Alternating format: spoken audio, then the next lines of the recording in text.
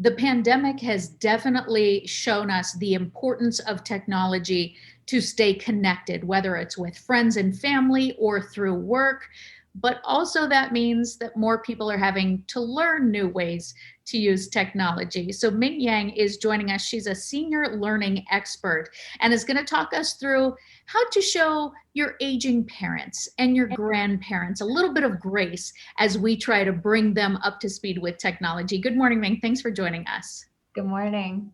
So, your first tip, you have a handful of them. The first thing that you say is let them explore, and it's okay to let them make some mistakes. Yes, and I would say even tell them explicitly to go make some mistakes. And I think that comes from the fact that a lot of older Americans think that technology is supposed to be used perfectly, that you're supposed to press the right button all the time. But we know that that's not true, that we make mistakes all the time. And it's okay that we make mistakes. And that's how we learn what works and what doesn't. So explicitly telling them that will help them understand kind of how technology is supposed to be used.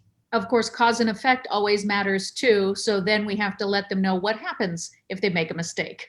Absolutely. It'll diffuse their fear too of pressing the wrong button, that they think that if they press the wrong button, everything will blow up. But in reality, they may just need to start over again. And it's a learning process. So tell them what would happen if they make mistakes. And then I guess a big part of this, certainly in my experience, has been broadening their understanding of what they're even able to do with technology.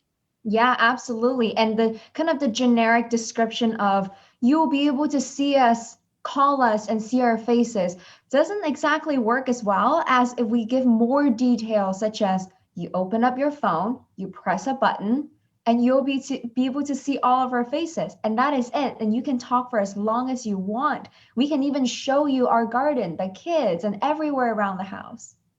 So, one thing that I know for me and my friends that I've talked to, it's really hard to not get frustrated yourself, but even more so, say when I'm teaching my mom how to use Zoom, that she not get frustrated because she does sometimes. Yeah, and it's completely understandable because it's difficult to learn in the first place. And so when they get stuck, they just give up. And that is one of the biggest blocker for them to continue learning technology on their own. So a really key important thing is for someone like us to explicitly tell them that when you get stuck, don't give up, just keep on going. And sometimes all it really takes is to hear that from someone that they really love. And I guess that Zen feeling goes both ways. It's for us as well, right?